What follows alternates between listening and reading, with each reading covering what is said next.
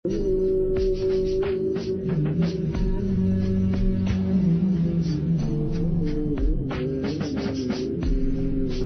سامعین کرام،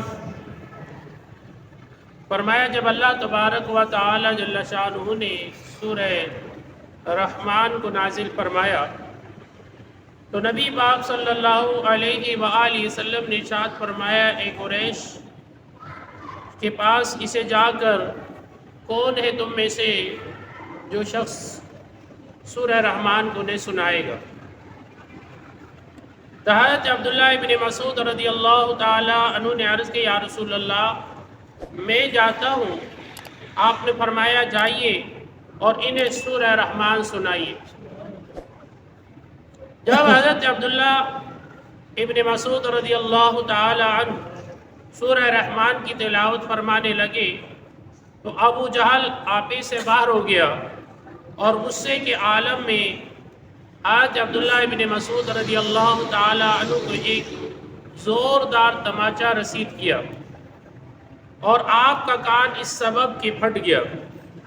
نبی پاک صلی اللہ علیہ وآلہ وسلم کو اس کی بات کی بہت تکلیف پہنچی۔ فرمائے اتنے میں سیدنا جبرائیل امین علیہ السلام بارگاہ رسالت مآب صلی اللہ علیہ وآلہ وسلم میں حاضر ہوئے اور مسکراتے ہوئے آپ علیہ السلام نے فرمایا جبرائیل امین علیہ السلام سے کہ اس مسکرانے کا سبب کیا ہے؟ تو آپ نے عرض کیا کہ عنقریب یا رسول اللہ صلی اللہ علیہ وآلہ وسلم غزوہ بدر میں اس کا نتیجہ آپ پر ظاہر ہوگا۔ فرمایا جب غزوہ بدر وقوع وزیر ہوا تو حضرت عبداللہ بن مسعود رضی اللہ تعالی عنہ اختتام جنگ پر حاضر ہوئے۔ عرض کہ یا رسول اللہ صلی اللہ علیہ وآلہ وسلم کیا میں جہاد کی فضیلت سے محروم ہو گیا؟ تو آپ نے فرمایا جائیے اور کفار کی لاشوں میں کسی کافر کو حرکت کرتے ہوئے دیکھیں تو اسے ختم کر دیں۔ فرمایا کہ آپ کا بھی جہاد میں شامل ہونے والوں میں اللہ تعالیٰ آپ کو بھی اس کا اجر و ثواب عطا فرمائے گا۔ آج عبداللہ بن مسعود رضی اللہ تعالیٰ عنہ دیکھتے ہی دیکھتے ابو جہل کے قریب پہنچے اور وہ زخموں سے چور چور ہو کر آپ نے اس کا سر اپنی تلوار سے کاٹا اور اسے کاٹنے کے بعد آپ علیہ السلام کی خدمت میں لے کر حاضر ہونا چاہا مگر اسے نہ اٹھا سکے۔ آخر اس کے کان میں سوراخ کیا اور اس میں رسی ڈالی اور گھسیٹتے ہوئے بارگاہ رسالت امام صلی اللہ علیہ وآلہ وسلم میں ابو جہل کا سر لے کر حاضر ہوئے۔ تو فرمایا ابو جہل کو اس سخت ترین تکلیف سے دوچار دیکھتے ہوئے اور اس بری حالت کو فرمایا کہ مسکرا دیے۔ فرمایا اس دن کا جبرائیل علیہ السلام نے فرمایا یہ بدلہ ہے یا رسول اللہ کہ جو ابو جہل نے حضرت عبداللہ ابن مسعود رضی اللہ تعالی عنہ کو چاٹا رسید کیا تھا، آج یا رسول اللہ اس کا یہ بدلہ ہو گیا۔ تو سامعین محترم، جو دین پر عمل پیرا ہونے والے ہیں ان کا انتقام، ان کا بدلہ اللہ تبارک و تعالی پر جب چھوڑ دیا جاتا ہے تو اللہ بہترین ان کا بدلہ لیتا ہے، اور جس کا اللہ تعالی بدلہ لے تو اس کا کوئی جواب نہیں ہوتا۔ ابو جہل، سید عالم صلی اللہ علیہ وسلم نے فرمایا ابو جہل ہمارا دشمن اور فرعون موسیٰ علیہ السلام کا دشمن۔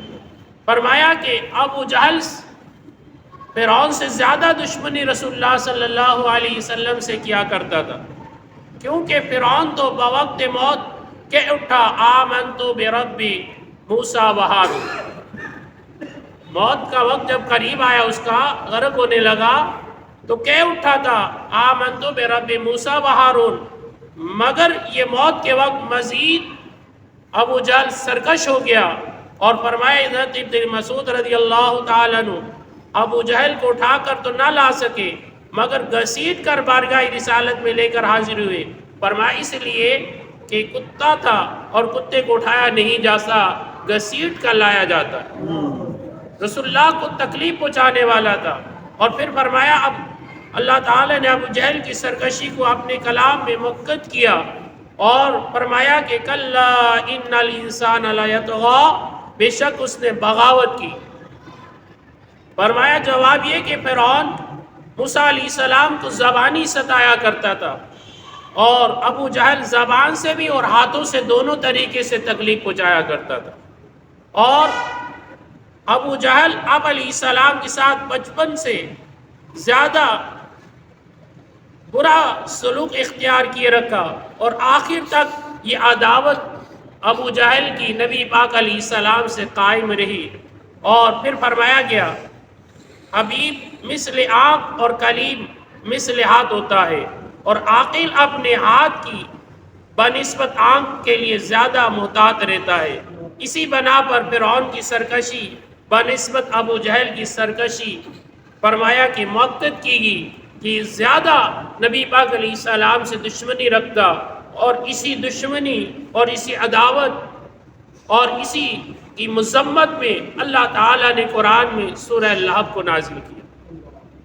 سورہ لہب فرعون کی مذمت میں نازل ہوئی، اور اس کی تباہی اور بربادی کے لیے نازل ہوئی۔